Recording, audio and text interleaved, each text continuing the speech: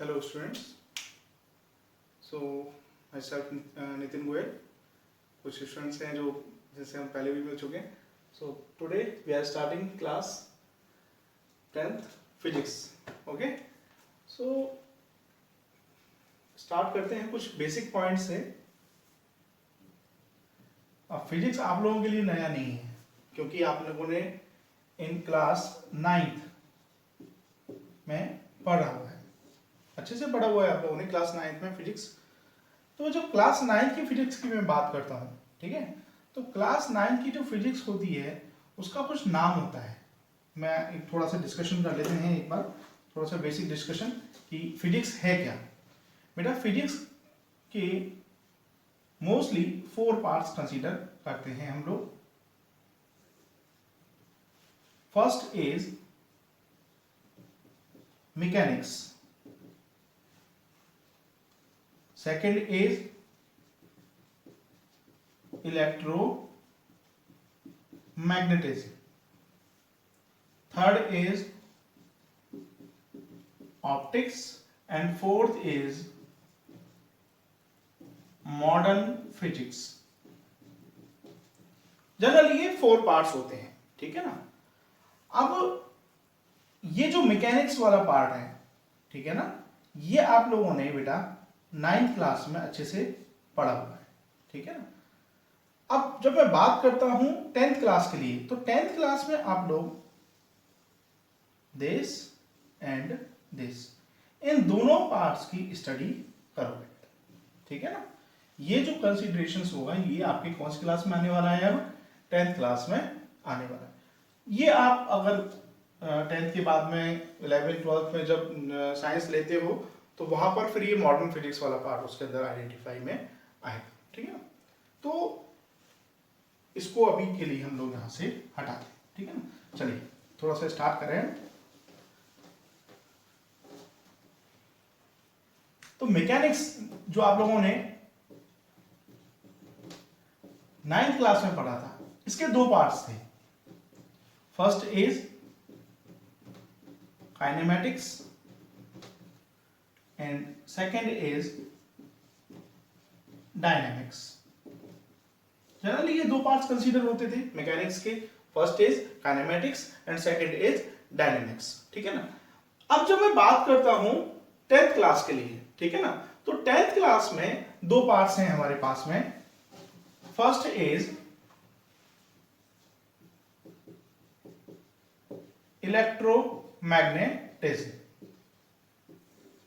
Electromagnetism, इसके अंदर आपके 2 चैप्टर कंसीडर होंगे. मैं थोड़ा सा बेसिक इंट्रोडक्शन दे रहा हूं. क्लास 10th में कौन से चैप्टर किस किस पार्ट्स के अंदर आने वाले हैं. इलेक्ट्रोमैग्नेटिज्म के अंदर आपका first chapter first electricity and chapter 2 magnetic effects of current. ये 2 पार्ट्स आपके इलेक्ट्रोमैग्नेटिज्म के अंदर आएंगे. उसके बाद और एक छोटा सा पार्ट और रहेगा जो बेसिकली इसी के अंदर आ जाता है. आपका जो लास्ट चैप्टर है, चैप्टर आई थिंक 5th है, वो सोर्सेज ऑफ एनर्जी. क्योंकि जो एनर्जी के जो सोर्सेज हैं, यानी इलेक्ट्रिसिटी के जो सोर्सेज हैं, वो जनरली हम लोग इसी के अंदर कंसीडर करते हैं. जो नेक्स्ट पार्ट आता है आपका, वो होता है बेटा ऑप्टिक्स. अब ऑप्टिक्स के अंदर दो चैप्टर आने वाले हैं आपके. पहला है आपका chapter number 3 light and chapter number 4 human I and colourful world. तो ये जनरली क्लास 10th का फिजिक्स का एक बेसिक इंट्रोडक्शन है कि कौन सा चैप्टर किस पार्ट के अंदर आइडेंटिफाई में आने वाला. ओके, सो अभी हम लोग अपना फर्स्ट चैप्टर इलेक्ट्रिसिटी से स्टार्ट करेंगे. ओके, नाउ अभी अपना जो चैप्टर है उसका जो नाम है वो क्या है, इलेक्ट्रिसिटी, ठीक है ना. जो अपना चैप्टर फर्स्ट है उसका जो नाम है वो क्या है, इलेक्ट्रिसिटी। अब बात आती है कि सर सुना तो बहुत जगह है, घर में आती है, ऑब्वियसली बात है, घर में आती है आप लोगों की इलेक्ट्रिसिटी, ठीक है। अगर 10 मिनट के लिए भी चली जाए ना तो, और इन्वर्टर ना हो तो इन दोनों में तो हालत खराब हो जाती है, ठीक है। सो बेसिकली क्या है, हम लोग अब यही चीज पढ़ेंगे यहाँ पर कि सच में ये इलेक्ट्रिसिटी क्या चीज है जो आपके घरों में आती है, जिससे आपके फैन चलता है, आपकी लाइट चलती है, कूलर चलता है, एसी चलता है, फ्रिज, टीवी सब कुछ चलते हैं, ठीक है ना। तो ऐसा है क्या इसमें जिसकी वजह से ये सारे इक्विपमेंट्स चलते हैं, ठीक है ना। और बेसिकली हम लोग पढ़ेंगे इस इलेक्ट्रिसिटी के कंसेप्ट्स के बारे में, ठीक है ना, और इसके पीछे क्या फिजिक्स लगी हुई है उस चीज के बारे में, ठीक है ना। So electricity, it is the set of physical phenomena associated with the presence of electric charge and also flow of electric charge. ये इसका डेफिनेशन है। सब कुछ समझ में नहीं आया, कोई दिक्कत नहीं, थोड़ा सा देखते हैं। मान लो मेरे पास में एक वायर है, ठीक है ना, ये एक मैंने क्या ले लिया, ये एक मेरे पास में क्या है बेटा, एक छोटा सा एक वायर का टुकड़ा है, ठीक है ना। अब सबसे पहले इसमें इस चीज को समझना बहुत जरूरी है। सर ये क्या चीज है, इलेक्ट्रिक चार्ज। इलेक्ट्रिक चार्ज बेटा, चार्ज बेसिकली एक मासलेस क्वांटिटी के अंदर कंसीडर किया जाता है। मतलब उसको ये कंसीडर कर सकते हैं जैसे कि किसी भी कोई भी बॉडी है, ठीक है ना, उस बॉडी का मास होता है, दैट्स डेफिनेटली, तो उस बॉडी के अंदर चार्ज भी होगा, ये ध्यान रखो। अगर किसी भी बॉडी के अंदर मास है या कोई भी बॉडी है जिसका मास हमारे पास में अवेलेबल है, तो उस बॉडी में चार्ज भी अवेलेबल होगा, चाहे वो कंडक्टर है चाहे वो इंसुलेटर है, ठीक है ना।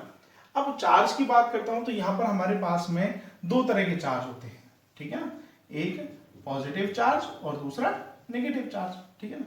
और नेगेटिव चार्ज में हम लोग मोस्टली कंसीडर करते हैं, जो आप सब जानते हो जिसके बारे में, वो होता है आपका क्या बेटा, इलेक्ट्रॉन, ठीक है। तो अभी डिस्कस करेंगे हम लोग चार्ज के बारे में, थोड़ा सा इस चीज को समझ लो पहले कि मान लो बेटा ये मेरे पास में एक वायर है और इस वायर में यहां पर कुछ इलेक्ट्रॉन्स अवेलेबल है, ठीक है ना। अब अगर ये इलेक्ट्रॉन इस वायर के अंदर हैं, ये इलेक्ट्रॉन इस वायर के अंदर हैं, और हमेशा ध्यान रखना इलेक्ट्रॉन जो होते हैं वो कभी भी स्टेबल नहीं होते, कभी भी, मतलब ऐसा नहीं है कि एक जगह बैठ गए वो, नहीं, इनको कभी भी चैन नहीं मिलता, ये हमेशा इधर उधर घूमते रहते हैं, ठीक है ना। तो ये कभी भी स्टेबल नहीं होते, ठीक है। तो अब होता क्या है, फिर स्टेबल नहीं होते तो फिर ये जाते कहाँ हैं, ठीक है ना। तो उसके बारे में थोड़ा सा देखें हम लोग। इनका क्या होता है, हमेशा और हमेशा बेटा कुछ ना कुछ रैंडम मोशन होता रहता है। रैंडम मोशन होने से क्या मतलब है, मैं थोड़ा छोटा सा एग्जांपल देता हूं कि मान लो एक रूम है, उस रूम के अंदर मैंने क्या किया, कुछ स्टूडेंट्स को भर दिया, ठीक है ना, और बाहर से लॉक लगा दिया। अब वो कहीं जा तो सकते नहीं है, ठीक है ना, और बैठे भी कितने देर रहेंगे, ठीक है ना। और मैंने क्या किया, थोड़ा सा हल्ला मचा दिया ऐसे ही कि भाई सांप आ गया, मतलब या कोई जानवर आ गया या कुछ भी, जनरली कोई भी कीड़ा आ गया, ठीक है ना। तो सब लोग उससे बचने के लिए इधर उधर भागेंगे, बट कोई भी उससे बाहर नहीं निकल सकता क्योंकि बाहर से मैंने क्या लगाया हुआ है, लॉक लगाया हुआ है। तो ऑब्वियसली बात है, कोई मान लो ये कोई रूम है, ठीक है, कई सारे स्टूडेंट्स हैं, तो कोई इधर भागेगा, कोई इधर भागेगा, कोई इधर भागेगा, कोई इधर भागेगा, कोई इधर भागेगा, अलग अलग डायरेक्शन में भागेंगे। तो जब सारे स्टूडेंट्स अलग अलग डायरेक्शन में भाग रहे हैं तो ऑब्वियसली बात है उनका जो मोशन हुआ वो कैसा मोशन हुआ, रैंडम मोशन हुआ या नहीं हुआ, एक पर्टिकुलर डायरेक्शन का मोशन तो हुआ नहीं, ठीक है ना। तो सेम, जब इलेक्ट्रॉन किसी भी वायर के अंदर अवेलेबल है, ठीक है ना, और उसमें कोई भी करंट पास नहीं हो रहा है, नो करंट पास, कोई भी करंट पास नहीं हो रहा है, तो वो इलेक्ट्रॉन कैसा मोशन करते हैं बेटा, रैंडम मोशन करते हैं, ठीक है ना। तो इस तरह की कंडीशन में जो इलेक्ट्रिसिटी डेवलप होती है, ठीक है, या फिर मैं बात करता हूं, आप लोगों ने एक बेसिक एग्जांपल है चार्ज के फ्लो होने का। आपने एक ग्लास का रॉड लिया, या आपने सब नहीं किया हुआ है बचपन में, आपने सब नहीं किया हुआ है क्लासेस में, छोटी क्लासेस में, आपने एक स्केल लिया होगा, उस स्केल को आपके जो सूखे बाल होते हैं उनको ऐसे रब किया आपने, ठीक है। रब करने के बाद में और कुछ छोटे कागज के टुकड़े हैं उनको आपने रखा होगा, तो आपने देखा होगा कि वो अट्रैक्ट होने लगते हैं। वो क्या होने लगते हैं? अट्रैक्ट होने लगते हैं। तो जहां पर भी इस तरह का फॉर्मेशन बने कि चार्ज का क्या होने लगे? ट्रांसफर होने लगे। कहां से? वन बॉडी टू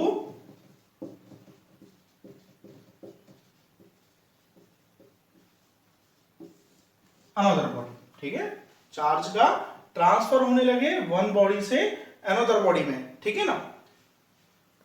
तो उस तरह का जो सेटअप डेवलप होता है वो स्टैटिक इलेक्ट्रिसिटी का सेटअप,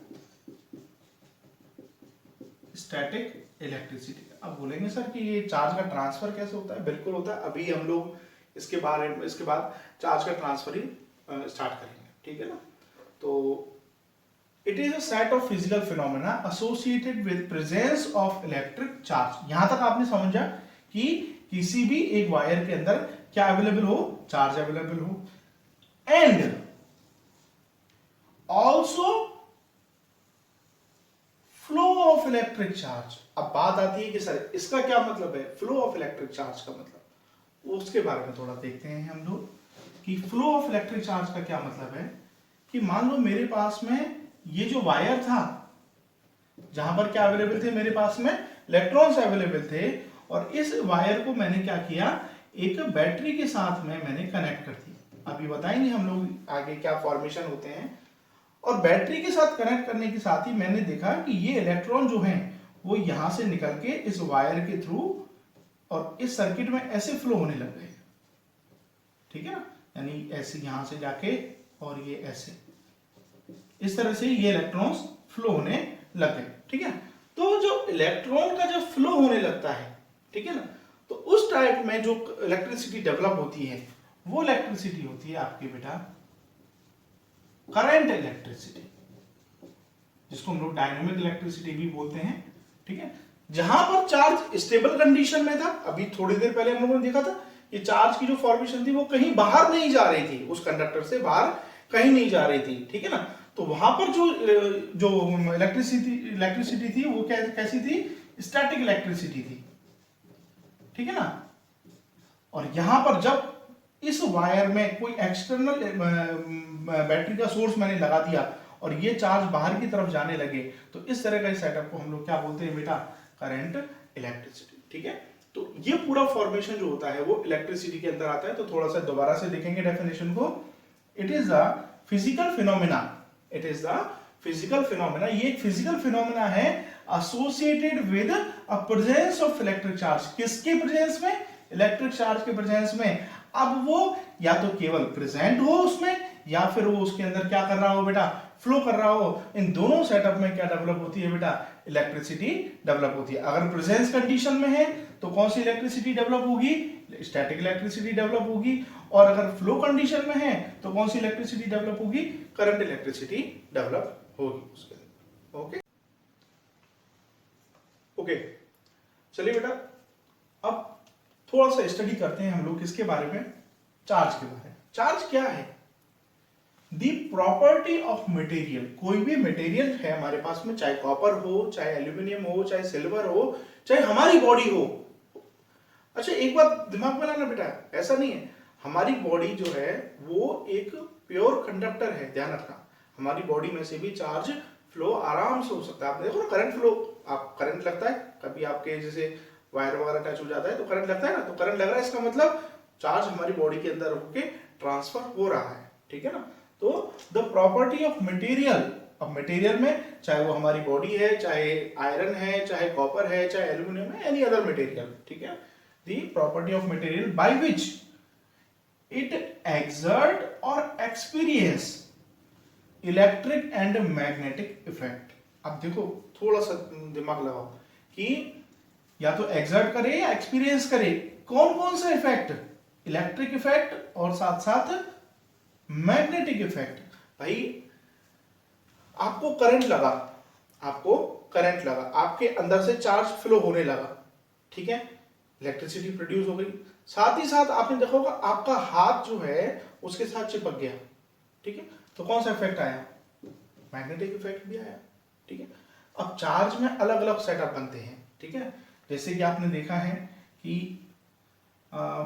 एक ग्लास रॉड को अगर मैं फॉर एग्जांपल ये मेरे पास में यहाँ पर कुछ एक पीसेस हैं उसके पेपर के कुछ पीसेस हैं मेरे पास में, और ये मेरे पास में एक कोई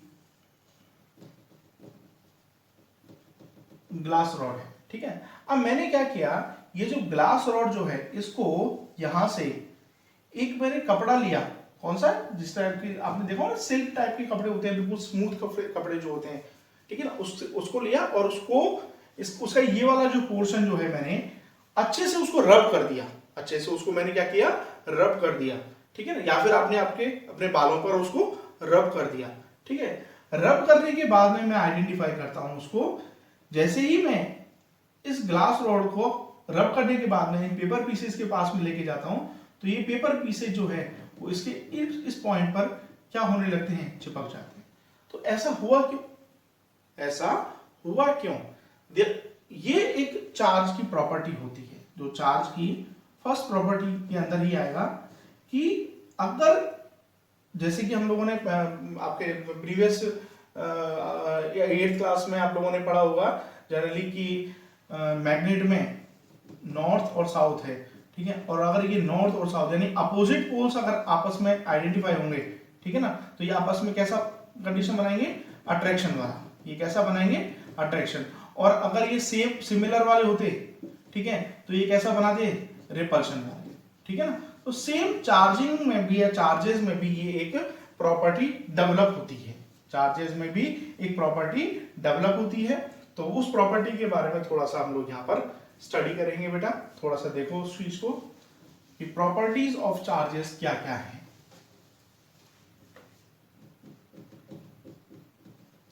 अच्छा पहले चार्जेस मैं बता देता हूं,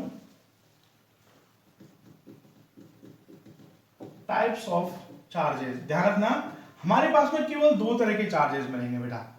फर्स्ट है positive charge, just like for example आपका रहता है प्रोटॉन, ठीक है, और सेकंड है आपका नेगेटिव चार्ज, फॉर एग्जांपल आपका इलेक्ट्रॉन, ठीक है ना। तो ये दो टाइप के चार्जेस ही हम लोगों के पास में आइडेंटिफाई, ठीक है।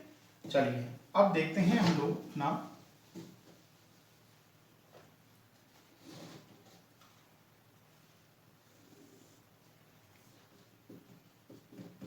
Properties of charge. अब चार्ज की क्या क्या प्रॉपर्टी है, पहला प्रॉपर्टी जो सबसे इंपॉर्टेंट प्रॉपर्टी आता है वो आती है बेटा attraction and repulsion, attraction and repulsion. अब अट्रैक्शन एंड रिपल्शन में क्या डिफरेंस है, कुछ नहीं, थोड़ा सा देखो इजी गोइंग है। अगर ये कोई बॉडी है, ठीक है ना, जिस पर कौन सा चार्ज है, प्लस चार्ज है, और ये कोई दूसरी बॉडी, बॉडी ए और बॉडी बी, ठीक है, और इस पर भी कैसा चार्ज है, पॉजिटिव चार्ज है, तो दोनों कैसे चार्ज हो गए, सेम चार्ज हो गए, ठीक है ना, दोनों कैसे चार्ज हो गए, सेम चार्ज हो गए।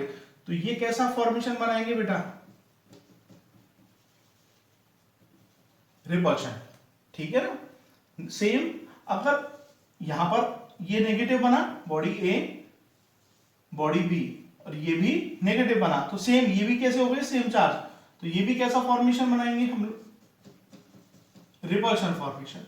बट अगर कोई बॉडी प्लस और दूसरा माइनस फॉर्मेशन बना दे, ठीक है ना, यानी एक पर कौन सा चार्ज डेवलप हो जाए, पॉजिटिव, और दूसरे पर कौन सा चार्ज डेवलप हो जाए, माइनस, तो अब इन दोनों के बीच में कैसा फॉर्मेशन बनेगा, ये अब बनेगा बेटा अट्रैक्शन वाला फॉर्मेशन, ठीक है। तो ये generally attraction and repulsion property होती है, तो ये फर्स्ट प्रॉपर्टी हो गई, ठीक है ना, this is the first property of charge. Now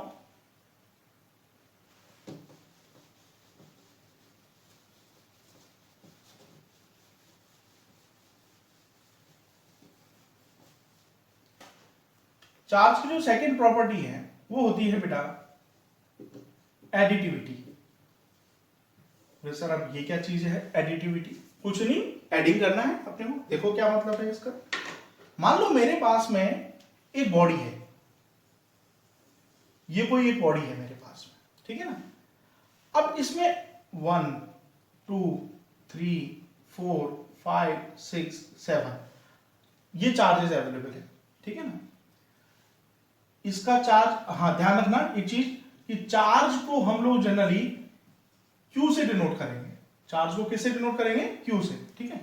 यहां पर इसका चार्ज है Q1, यहां पर इसका चार्ज है Q2, यहां ये Q3 Q4 Q5 Q6 and Q7। समझ में आ गया सबको कि ये एक बॉडी है, ये पूरी एक कंबाइंड बॉडी है जिसमें 7 चार्ज है, बट 7 जो हैं वो डिफरेंट वैल्यूज के हैं। ये Q1, ये Q2, Q3, Q4, Q5, Q6 and Q7। तो एडिटिविटी का फॉर्मेशन क्या रहेगा कि अगर वो कह दे कि इस बॉडी में, ये जो बॉडी है इसका टोटल चार्ज कितना होगा, तो टोटल चार्ज की वैल्यू अगर आपको कैलकुलेट करनी है तो टोटल चार्ज की वैल्यू कैसे कैलकुलेट करोगे? Q इज इक्वल टू, भाई ऑब्वियसली बात है, this is Q1 Q2 Q3 Q4 Q5 Q6 and Q7। यानी एडिटिविटी के अंदर हमेशा उसका एल्जेब्रिक सम कंसीडर किया जाता है, चार्जेस का एल्जेब्रिक सम ही कंसीडर किया जाता है। ओके, नाउ जो थर्ड प्रॉपर्टी है, थर्ड प्रॉपर्टी क्या कहती है उसको थोड़ा सा ध्यान से देखो बेटा। थर्ड प्रॉपर्टी है आपकी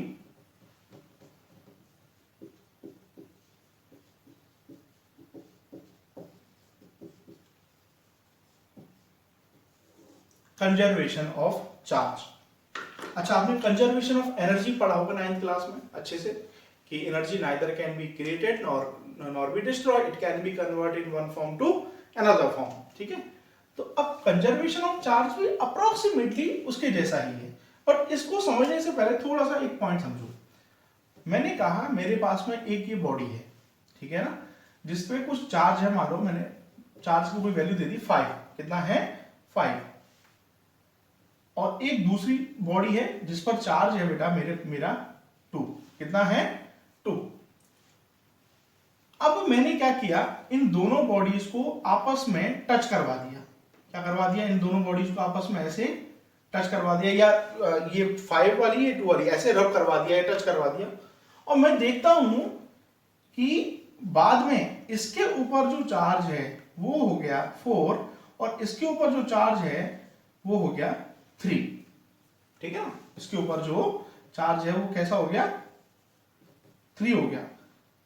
तो अब जरा ये देखो, इनका टोटल चार्ज कितना था? 7।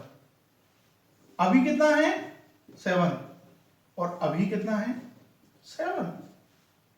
समझ में आया भाई? टोटल चार्ज कितना था? 5 2 7, रब करने लगे तब कितना था?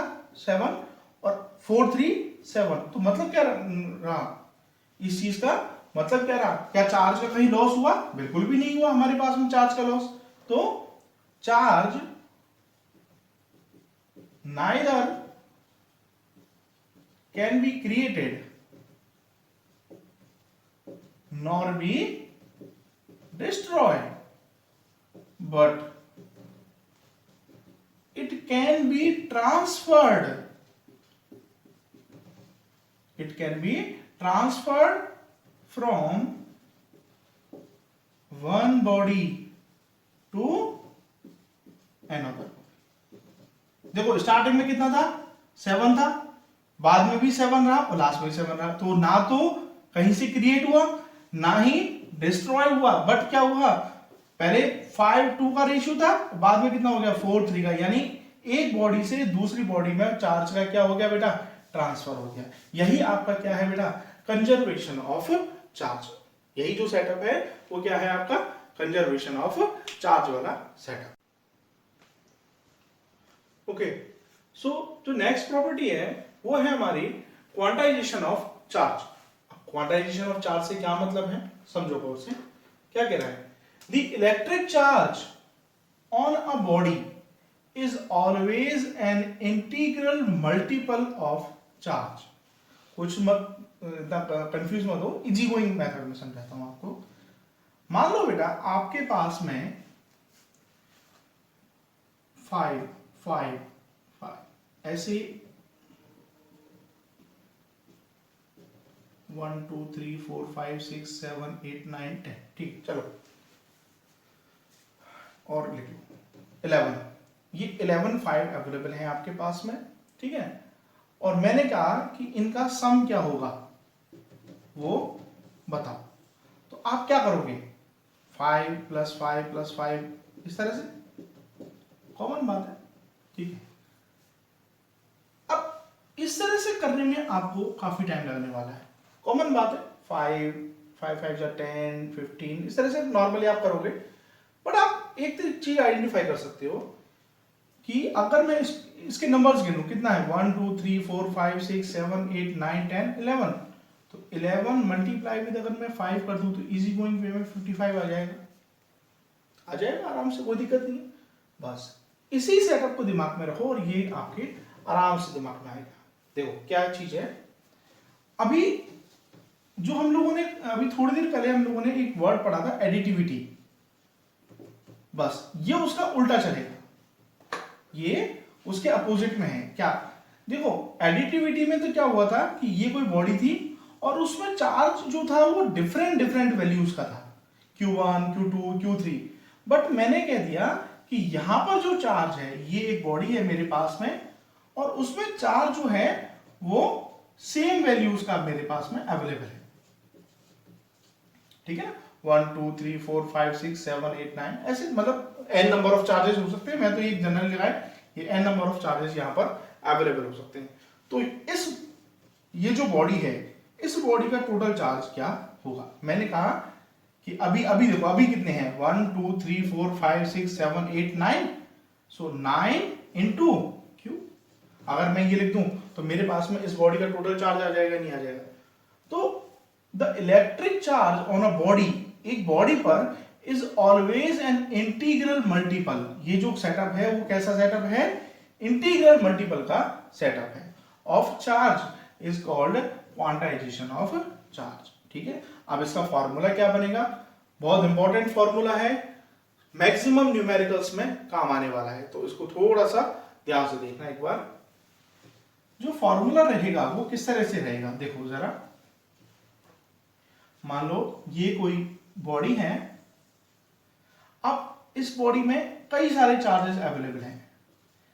अब वो चार्जेस कितने भी हो सकते हैं, मान लो मैंने कह दिया वो n number of charges available हैं। तो इस बॉडी के लिए टोटल चार्ज क्या हो जाएगा भाई, वहां अभी थोड़ी देर पहले देखा था Q = 9 इंटू क्यू किया था, तो 9 क्या थे, टोटल नंबर ऑफ चार्जेस थे। तो यहां पर टोटल नंबर ऑफ चार्जेस कितने हो जाएंगे, n इंटू क्यू। ये होगा हमारे पास में इसका जनरल फॉर्मूला, क्या होगा, n इंटू क्यू। अब Q दो बताए थे मैंने, एक तो पॉजिटिव नेगेटिव चार्ज, दो टाइप के होते थे, एक पॉजिटिव चार्ज और एक नेगेटिव चार्ज। तो जो पॉजिटिव चार्ज होगा या जो प्रोटॉन होगा उसको हम लोग डिनोट करते हैं +e से, और जो नेगेटिव चार्ज होता है उसको डिनोट करते हैं हम लोग -e से। तो अगर इन दोनों टर्म्स को इस फॉर्मूले में सेट करूं मैं, तो किस तरह से लिखेंगे, थोड़ा सा ध्यान से देखो।